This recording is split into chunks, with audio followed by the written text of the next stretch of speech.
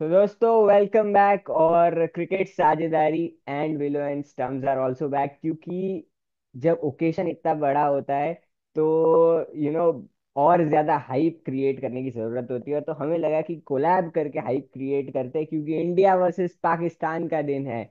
Sunday, super Sunday. और India versus Pakistan, दोनों ही टीम्स के फैंस का इमोशनल कनेक्ट है एक दूसरे के सामने।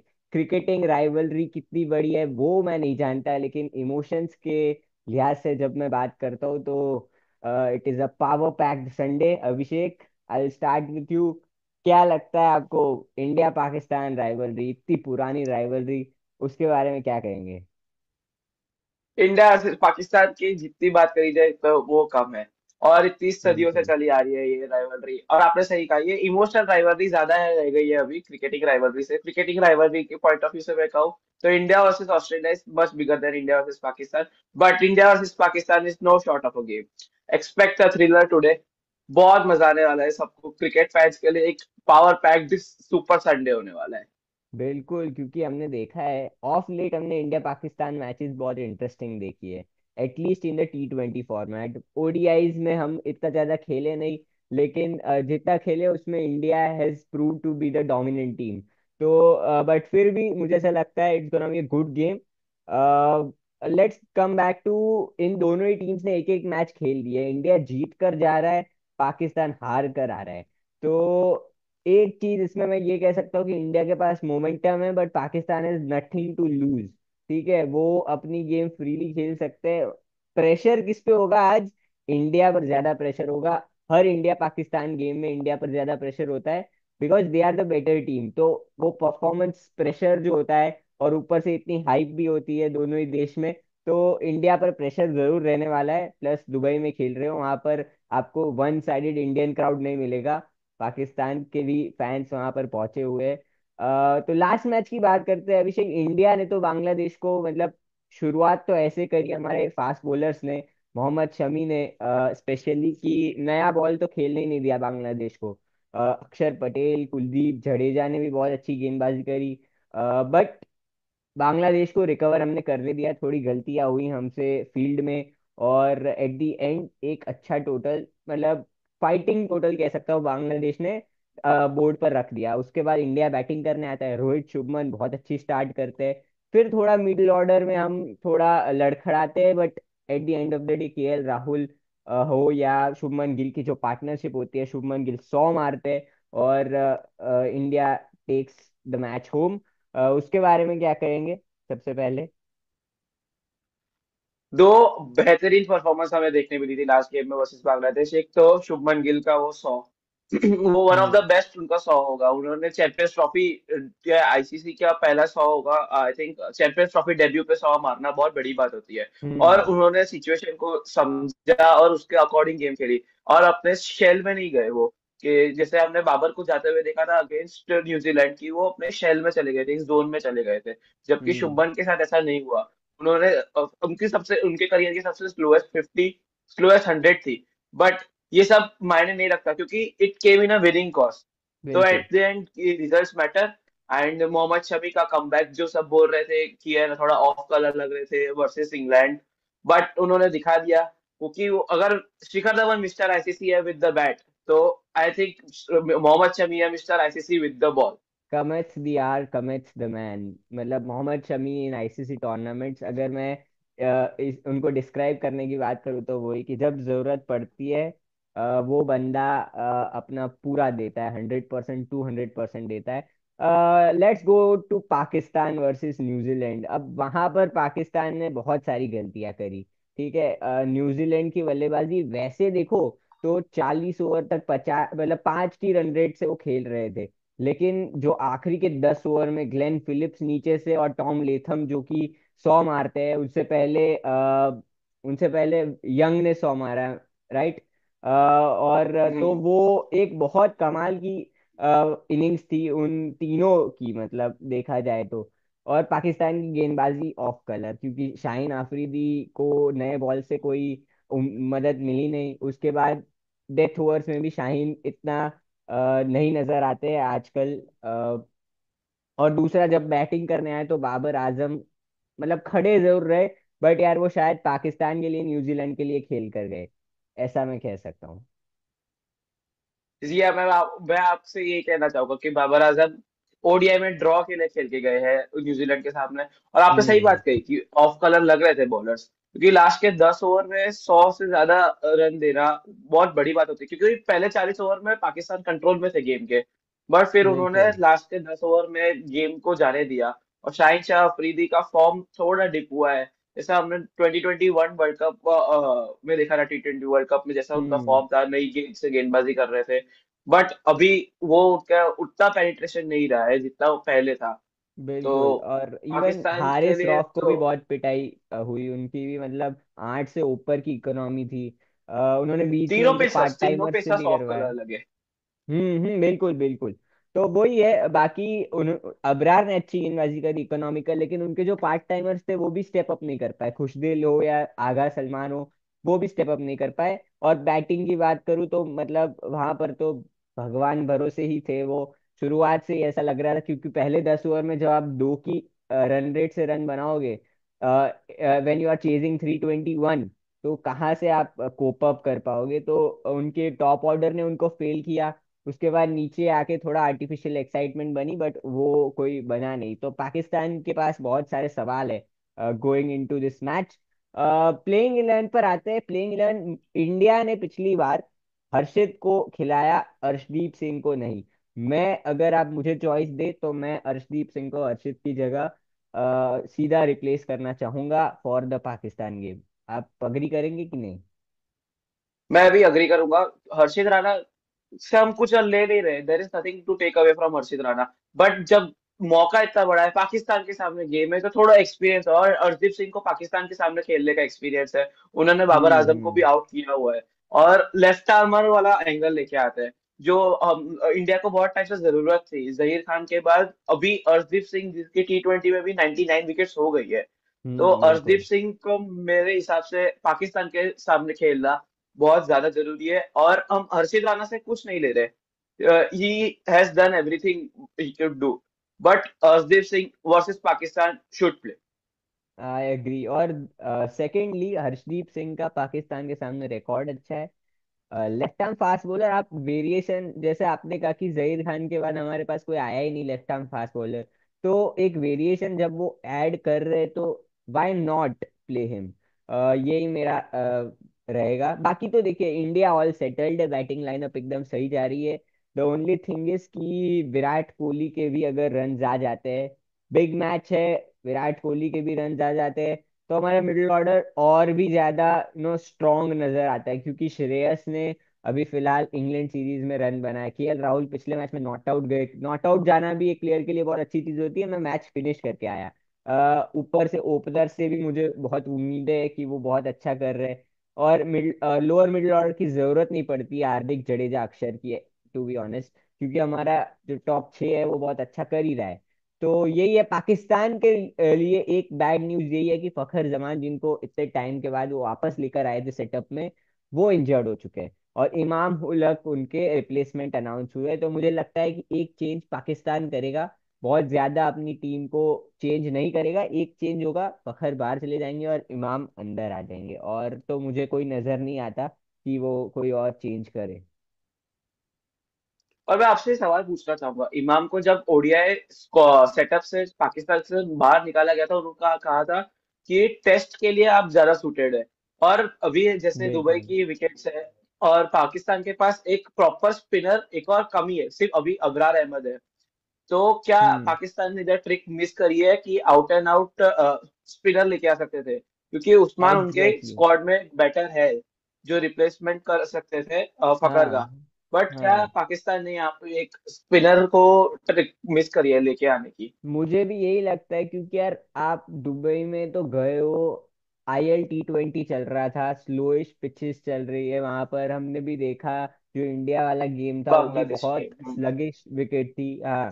तो मतलब वो बिल्कुल मैं मानता हूँ वो ट्रिक मिस कर गए, क्योंकि उनके पास ऐसा नहीं कि उनके पास ऑप्शन नहीं है, उनके पास ठीक ठाक स्पिनर्स का एक पूल है जिसमें से वो किसी एक को डाल सकते थे अंदर। लेकिन एक ही स्पिनर, उसके बाद आप एक्सपेक्ट करते हो कि आपके जो पार्ट टाइमर्स है वो आपके लिए डिलीवर करके दे, तो वो होगा नहीं। मतलब हो सकता है कि कभी कभी इन पिचेस पर पार्ट टाइमर्स भी यूजफुल प्रूव कर जाए, बट मुझे ऐसा लगता है कि स्पेशलिस्ट के साथ उनको जाना चाहिए था। अब मुझे ऐसा लगता है इमाम को डालने का कि उन्होंने batter for a batter, like to like सोचा, उन्होंने बहुत ज्यादा सोचा नहीं उसके लिए कि हम हमारी गेंदबाजी बेटर कर लेते हैं, क्योंकि हमारे फास्ट बॉलर्स भी ऑफ कलर नजर आ रहे हैं, तो we should improve our bowling. But उन्होंने ये सोचा लाइक टू लाइक करते हैं, Fakhar left hander top order में बल्लेबाजी करने वाला, इमाम को डाल दो ऐसे करके। ये मुझे लगता है। बाकी देखिए एक और चीज, चलिए player to watch out for कौन होगा इस मैच में? इंडिया की तरफ से बताइए, फिर पाकिस्तान की तरफ से बताइए। इंडिया की तरफ से मैं कहना चाहूंगा हार्दिक पांड्या और मोहम्मद शमी। हार्दिक पांड्या अगेंस्ट ठीक पाकिस्तान है। अपना बेस्ट गेम लेके आते हैं। हमने एशिया कप में देखा है, T20 हाँ, वर्ल्ड कप में देखा है, वो चैंपियंस अपना बेस्ट ट्रॉफी। लेके आते हैं। हाँ, हाँ। बिल्कुल। और चैंपियंस ट्रॉफी 2017 भी हमने देखा था कि तो उन्होंने क्या किया था। तो हार्दिक पांड्या और गेंदबाजी में मोहम्मद शमी। हार्दिक पांड्या का डिस्पाइट हम लोग पहले बैटिंग करें बाद में बैटिंग करें, आई फील कि उनकी बैटिंग आई थी। और मोहम्मद शमी ने हम्म। जिस तरह से पहली गेम में गेंदबाजी करी थी, तो मैं उनको लुक फॉरवर्ड करता हूँ देखने के लिए इस गेम में। आपके इंडिया के लिए क्या फिक्स होंगे?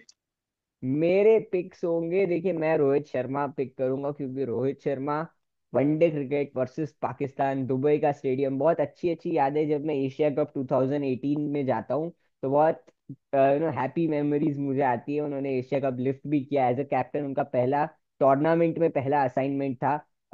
स्टॉप गैप कैप्टन ही थे उस वक्त तो, लेकिन यार रोहित शर्मा को देख के बड़ा मजा आता है। और Rohit Sharma on song is poetry in motion, तो मैं हमेशा ये मानता हूँ कि यार उनकी बल्लेबाजी देखना चाहूंगा मैं। प्लस उन्होंने अभी 100 मारा इंग्लैंड सीरीज में, पिछले मैच में भी स्टार्ट अच्छा दिया इंडियन टीम को।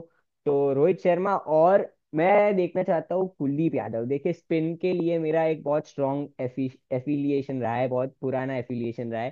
तो कुलदीप यादव, क्योंकि मुझे लगता है कि इन पिचेस पर उनका बहुत बड़ा रोल रहेगा गोइंग इनटू द टूर्नामेंट। अभी तो चलिए ये दूसरा मैच है आपका, उसके बाद न्यूजीलैंड को खेलना है, उसके बाद हम सेमीज भी जाएंगे ही जाएंगे, फाइनल में। तो अभी ये देखना है कि कुलदीप कैसा करते हैं। स्लोइश पिचेस पर बाबर रिजवान दोनों को परेशान किया है उन्होंने पहले भी, और ऐसी कंडीशंस में भी परेशान किया है जहाँ पर स्पिनर को इतनी ज्यादा हेल्प मिलती नहीं है, जैसे इंग्लैंड हो गया, या अभी अहमदाबाद में भी उन्होंने अच्छी गेंदबाजी करी थी 2023 वर्ल्ड कप। तो कुलदीप यादव मेरे रहेंगे। पाकिस्तान के बताइए आपके पिक्स। पाकिस्तान से मैं देखना चाहूंगा मोहम्मद रिजवान कप्तान को।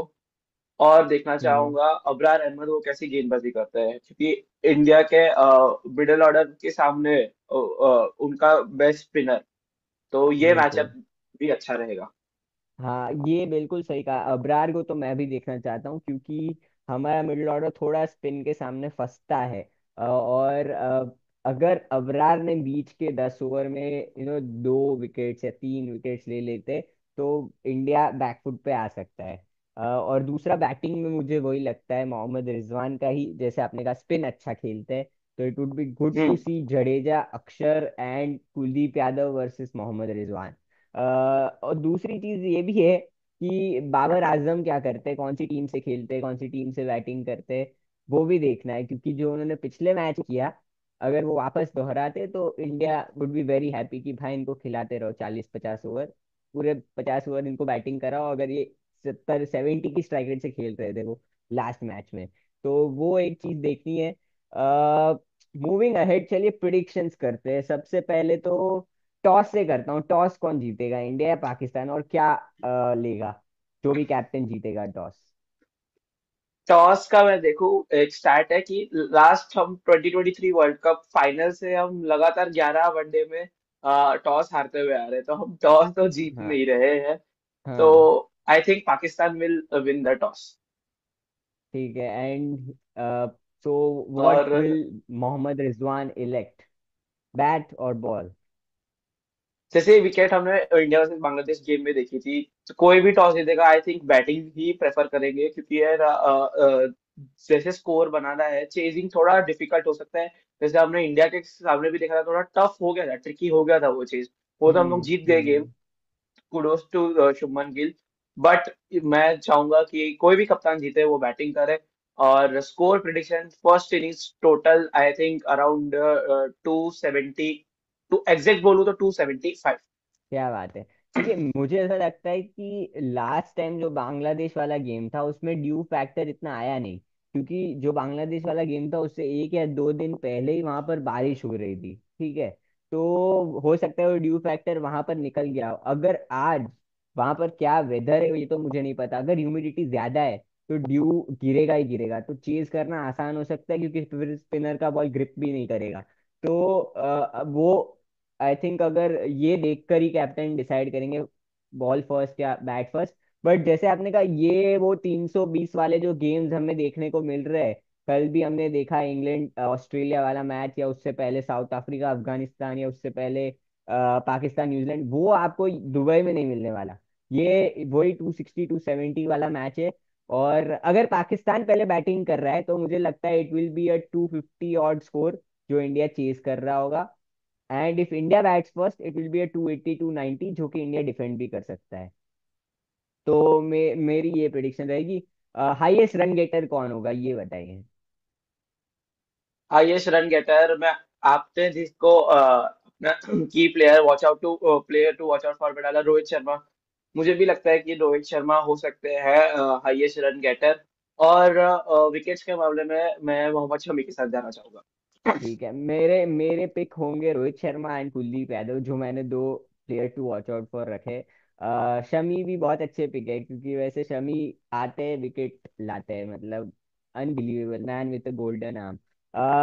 मैच एक्चुअली कौन जीतेगा वो पूछना बहुत गलत हो जाएगा मुझे ऐसा लगता है, क्योंकि जर्सी भी हमने पहन रखी है, और आप भी ब्लू पहन कर आए to show support for the Indian team. तो मैच कौन जीतेगा ये मैं नहीं पूछता, लेकिन अभिषेक, एक ट्रिविया क्वेश्चन हमारे व्यूअर्स के लिए जरूर हमें छोड़ना चाहिए, तो वो क्वेश्चन आप बता दें उनको। जी बिल्कुल। जैसा हमने देखा, शुभमन गिल ने एक बेहतरीन सेंचुरी मारी अगेंस्ट बांग्लादेश। वो उनके चैंपियंस ट्रॉफी डेब्यू की पे उनका शतक था। तो which other Indian cricketer has done same thing? मतलब शुभमन गिल ने सेंचुरी मारी अपने ओडीआई डेब्यू पे, तो और कौन सा क्रिकेटर है, इंडियन क्रिकेटर, जिसने अपने ओडीआई चैंपियंस ट्रॉफी डेब्यू पे सेंचुरी मारी हो? एंड अपना आंसर कमेंट बॉक्स में लिखना, एंड प्लीज गूगल मत करना। क्रिकेट बिल्कुल। फैंस, अगर वो ट्रू क्रिकेट फैंस हो तो आपको आंसर पता ही होगा। सही बात है, इंटरेस्टिंग क्वेश्चन, थोड़ी मेमोरी पीछे लेकर जाइए और याद कीजिए कौन था वो क्रिकेटर। तो लाइक शेयर सब्सक्राइब कीजिए क्रिकेट साझेदारी एंड विलो एंड स्टम्प्स को भी सब्सक्राइब कीजिए। एंड अगर ये हमें रिस्पांस अच्छा मिलता है, इंडिया वर्सेस पाकिस्तान इतना बड़ा प्रीव्यू किया हमने, अगर रिस्पांस बहुत अच्छा मिलता है तो will come back for the New Zealand game. बाद में सेमीज भी जाएंगे, बाद में हम अगर फाइनल्स भी जाते हैं तो हम वहां पर भी करेंगे, एंड बहुत सारा कंटेंट आपके लिए लेकर आएंगे। अभिषेक, एनी पार्टिंग वर्ड्स जो आप कहना चाहेंगे हमारे व्यूअर्स को। आज मैं सब्सक्राइब और ये सब नहीं कहना चाहूंगा, मैं कहना चाहूंगा आज इंडिया जीत जाए। इंडिया वर्सेस पाकिस्तान के हाँ, टीम, इंडिया जीत जाए, डोमिनेटिंग अंदाज में जीत जाए। बिल्कुल बिल्कुल। बिल्कुल जीत जाए इंडिया, जीतेगा तो इंडिया ही। At this note we will end this video. Thank you, take care and bye bye.